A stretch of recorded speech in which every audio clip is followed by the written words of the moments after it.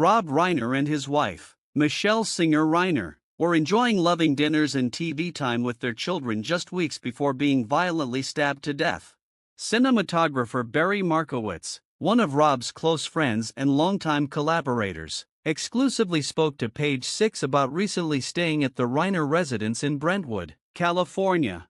"I may have been one of the last people to see them," he shared with us over the phone on Tuesday. Markowitz explained to Page Six that Rob had invited him to stay at his home while he was in town for the November 14 premiere of his latest film, The Perfect Gamble. "They would say, 'You're staying here, you're not going to no hotel, there's no fridge, good toilet paper, no family,'" the Tel Aviv-based director of photography recalled. Markowitz joined Rob, Michelle and their kids Nick and Romy as they went about their day's business as usual. The couple's other son Jake, 34, was busy elsewhere with work. "Romy was in and out, and at dinner time she comes over and we all bowls tea together," Markowitz said, while describing their time together. "We would scream at the TV. We watched a movie and a basketball game, played with the dogs, family time, one big love fest."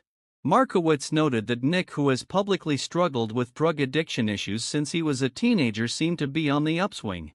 "He looked great. He was sitting and talking with the family," Markowitz shared. "They eat dinner together, old school, and a lot of love, always a lot of love."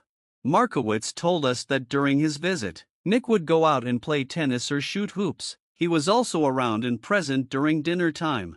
"He helped out, he took out the garbage, he watched TV, he washed dishes," the award-winning cinematographer recalled. "He'd bring me something to drink. He was just normal in that sense." Markowitz noted that he didn't notice anything strange with the family dynamics.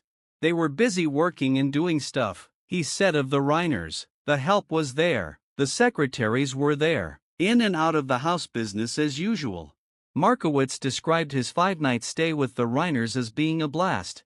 "I think what's puzzling the most, the 360, is that there was so much love, that it doesn't jive," Markowitz said, referring to Nick being arrested on charges of murdering his parents. "I'm not here to judge anyone. Love is the only thing I saw, and I don't think it was fake. They had a real bond."